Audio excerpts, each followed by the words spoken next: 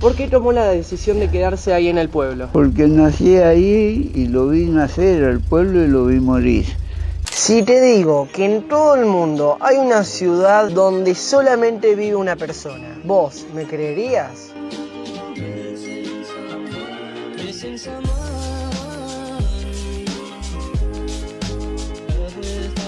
Seguramente muchas personas deben saber lo que es Epecuén y también seguramente debe haber muchas personas que no deben saber lo que es eso. Entonces bueno, primero te tengo que contar una pequeña historia. Villa Epecuén fue fundada un 21 de enero de 1887 y en los años 20 comienzan a instalarse grandes hoteles, balnearios, gastronomía, dándole lujos y comodidades a los habitantes y visitantes. También en los años 50 al 70 se conoció su crecimiento y explotación turística. También a principios de los años 70 el nivel del lago comienza a bajar por ciclos naturales y comienza la preocupación de los habitantes e inversores por la falta de agua. Entonces comienza un proyecto ambicioso para traer agua de otras cuencas para satisfacer las necesidades de la villa. Y luego el nivel del agua comienza a crecer y bueno, ahí empiezan los problemas. Un 10 de noviembre de 1985, las altas lluvias y las obras que no estaban terminadas en la regulación de canales provocaron la inundación. Y al cabo de 15 días, el pueblo estaba sumergido en 2 metros de agua. O sea, capo, es una totalmente locura. Y en el año 1993 llegó la creciente a su pico máximo. Algunos secretos de la villa se encontraban sumergidos bajo 10 metros de agua. Y después de más de 25 años, las aguas comenzaron a descender, convirtiéndose en lo que es hoy en día, que son las ruinas de Epecuén.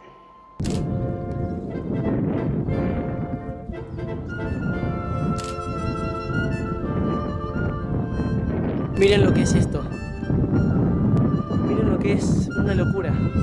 Acá delante mío está el matadero. No sé, me da como una sensación muy rara porque yo lo veo en tantas imágenes y verlo en persona es como muy raro. Y encima nos tocó un día tan lindo. Ahora vamos a entrar en una... Bueno, esto es una cochera que bueno, quedó en ruinas. Pero estamos entrando en una casa que quedó lamentablemente toda en ruinas.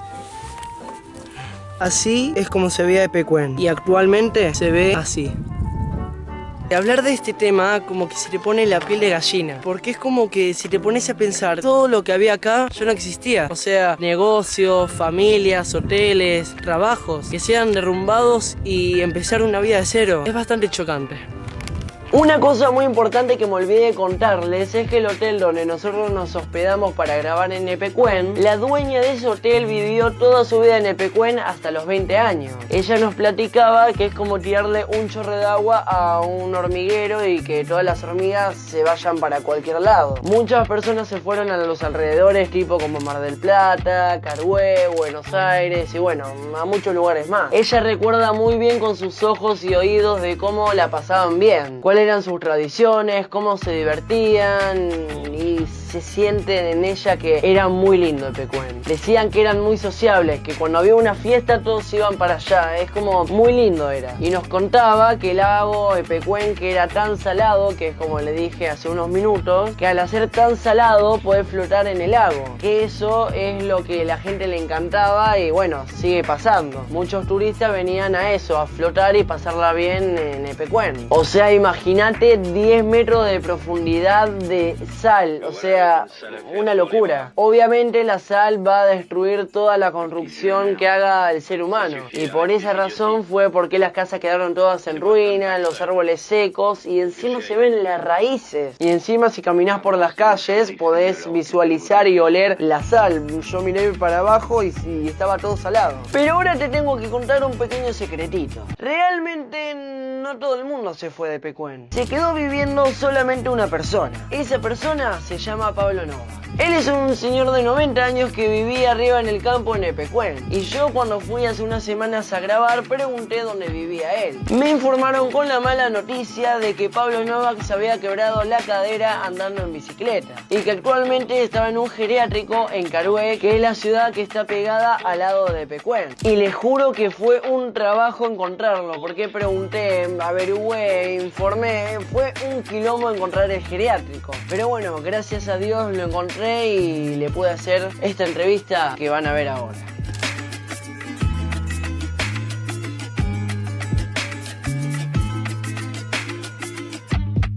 Ahora mismo estamos con Pablo Novak. ¿Cómo anda? Muy bien, me pegué un golpe en la bicicleta, pero ya estoy rehabilitado, ando bien. Eso es un gusto. No sé, a mí se me pone la piel de gallina. Cuando lo vi recién, como que se me dio, wow. Pablo Novak, ¿pueden creerlo? Pero bueno, empezamos con las preguntas. ¿Por qué tomó la decisión de quedarse ahí en el pueblo? Porque nací ahí y lo vi nacer al pueblo y lo vi morir. Y un poco por obligación también, porque me quedaron unas quintas, todo ahí, de unos amigos que le dieron casa y trabajo en el pueblo. Y yo me agarró con 10 hijos en la mesa y tenía que criar unos animalitos para ayudarle. Una duda que a mí me quedó es que ¿usted siempre vivió en la misma casa? ¿O por qué viste que...? No, yo viví, cuando se inundó andaba en una casilla, se corría el agua y yo me corría también. Tuve 28 años en una casilla rural muy cómoda, con una camioneta Apache doble cabina y un tractorcito Someca. Y ahí me hicieron popular más la gente que venía y se encajaba porque nadie administraba nada, quedó abandonado. Claro, quedó el único. Abandonado. Ahora no soy el único, porque ahora cerraron hace 5 años, cobran y todo, y alguno ya vive por ahí, pero yo quedé solo, 28 años solo, ¿no? Criaba los terneros y ayudaba, me agarró con 10 hijos en la mesa.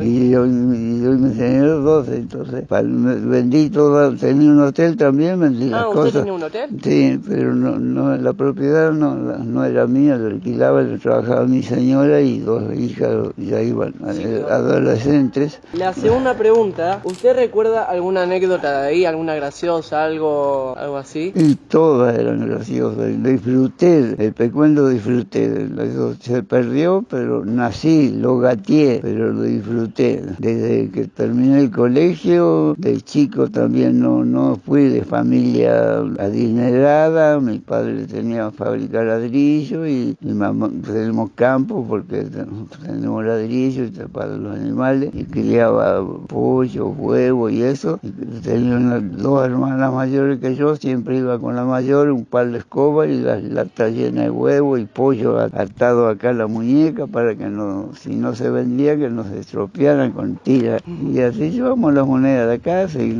por eso lo gateé, lo vi nacer, cuando yo nací en la Avenida Mayo no había ni una sola casa. ¿En la Avenida Mayo nació? No, te cuento que pues siempre estaba afuera porque tenía fábrica de ladrillo. Mi padre fundó vino el 1918 para hacer un asilo de huérfanos en el campo de los Álzagas y después se quedó en el Pecuén. Y ahí hizo pareja con mi mamá y el 28 el 26 nació mi primera hermana, y fue otra el 26 y yo el 30. Después siguieron los demás.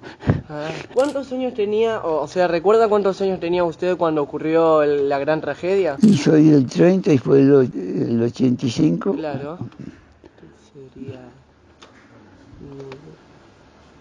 ¿Y arranca o no arranca? Ahora usted no vive acá, pero si viviera allá, donde vivía antes, si pasaría de nuevo, ¿usted seguiría viviendo ahí? Y hasta ahora, de que nací, siempre viví ahí. Estoy acá porque... O sea, si llega a pasar de nuevo, ¿usted se quedaría en el mismo lugar? Sí, ¿O se movería a Carué? Ahora se va a quedar hasta acá, ¿no? Sí, no, pero tengo mi casa allá, mis cosas, todo allá. ¿Usted piensa volver allá? Sí, si puedo, a lo menos. Sí, pero la contra más grande que tengo 10 hijos y 7 mujeres. Cuando opino, pierdo como un partido fuera, siempre salgo 7-1. Mientras tanto que usted esté bien, que se cuide. ¿En qué momento ocurrió la inundación? ¿A la noche, al día, lo recuerda? No, a las 9 de la mañana, el 10 de noviembre del 85. Sí, acá lo tengo en el guión. Lo mejor que tenemos que haber hecho cuando el agua venía tomando el pueblo, el 80, irnos a sacar todo, mudarnos tranquilos e irnos.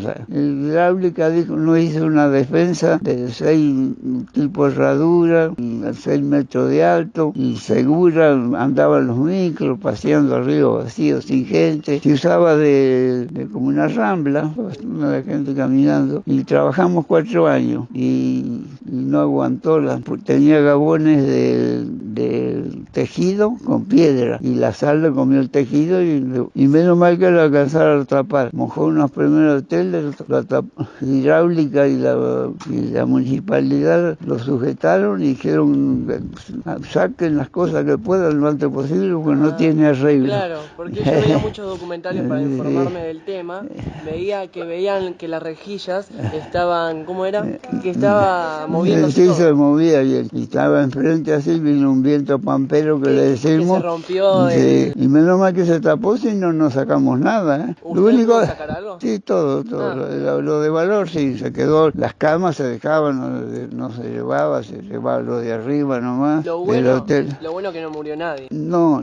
Si para morirse no. Una que el agua, no, si fuera de invierno sí se podía dar hipotermia, o era pleno verano y esa agua si querías ahogarte tenías que empujarte, no hay peligro. Algo que yo me quedé pensando, porque Epecuén era muy turístico. Muy turístico, Cuando gente. pasó eso, ¿había turistas o solamente estaban los del pueblo? No, ya había más de 20%, yo tenía en el hotel la mitad casi, el fin de noviembre estaba completo, era el 10.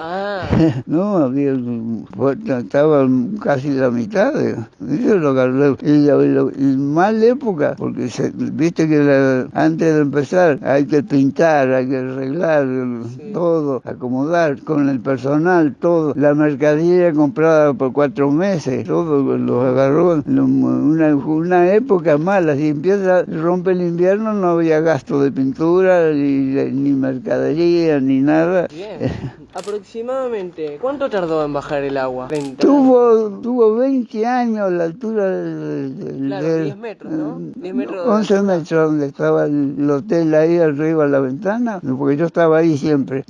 No bajaba un centímetro en 20 años. Sí, actualmente en Epecuén viste que hay un tanque, viste que hay una flecha hasta donde llegó. Impresionante. Sí, bueno, la flecha esa hay una medida que es el 100 metros ahí, pero es en el nivel del mar. Pero donde llegó, donde se ve el rosado, un cachito se ve así el tanque. Como es así más bajo y en el hotel el segundo, llegó hasta la ventana arriba.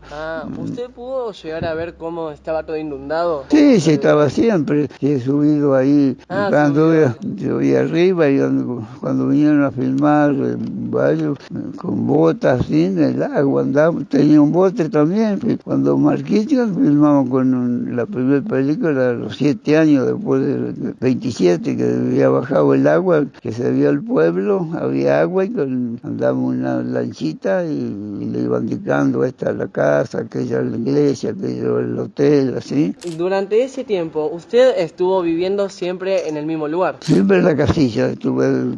Ahí criaba pollos, ¿no? No, ahora después cuando un señor que era cliente mío tenía un criadero de pollo, unos galpones y que era de San Isidro. A todo él, todo eran quintas porque en el pueblo no vivía gente, cerraban con madera y se iban. Los hoteleros que vivían únicamente sí, pero los que no eran de acá se iban. Claro, porque entonces quedaba un hombre solo así de afuera, cuidaba el patio, que mi padre también hacía ese trabajo, cuidaba el parque, las plantas y eso, pero no vivían, todos tenían las quintas porque era 4 meses de temporada y con eso tenían animales así y yo los conocía todos y el gobierno municipal le dio casa y trabajo en el pueblo y demolieron todo y este donde estoy yo, un señor de San Isidro, todo el material ya le vendí yo a él y me dice cuando vino, me dice ¿por qué no te agarras la casa? Dice antes que los cirujanos me la desarmen. Y bueno, ya me daba trabajo subir y bajar la casilla y